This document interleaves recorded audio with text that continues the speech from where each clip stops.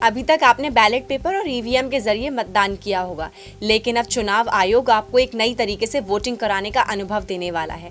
अब आप देश के किसी भी कोने में बैठकर अपने निर्वाचन क्षेत्र में मताधिकार का प्रयोग कर सकेंगे।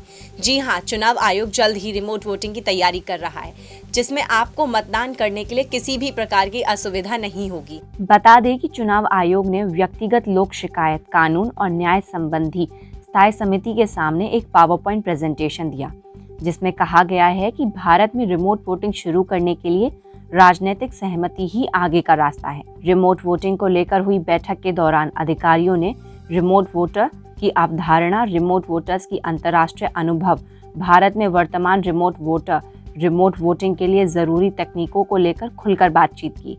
इस दौरान उन्होंने रिमोट वोटिंग के संपादन में आने वाली समस्याओं पर भी चर्चा की। बताया जा रहा है कि प्रवासी आबादी का आंकड़ा उपलब्ध होने के आधार पर रिमोट वोटिंग मशीन अलग अलग जगहों पर रखी जाएगी, जिसकी मदद से अपने निर्वाचन क्षेत्र में न रहने की दशा में भी लोग अपना वोट डाल सकेंगे। बता दें कि बीते मार्च के महीने में मुख्य चुनाव आयुक्त सुनील अरोड़ा ने रिमोट वोटिंग की वकालत की थी।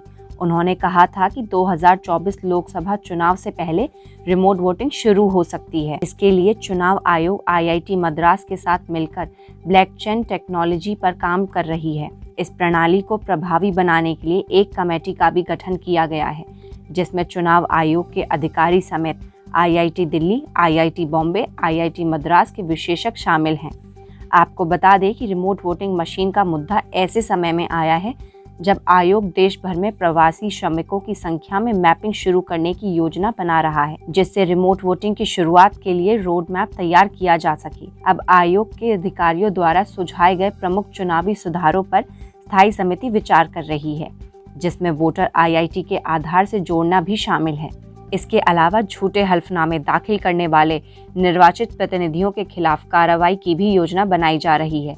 साथ ही ग्राम पंचायत के सांसद तक सभी चुनाव कराने के आम मतदाता सूची के संबंधित प्रस्तावों पर भी गौर करने का फैसला किया गया है। खबरों का सिलसिला जारी रहेगा। देखते रहिए जनप्रवाद। नमस्कार।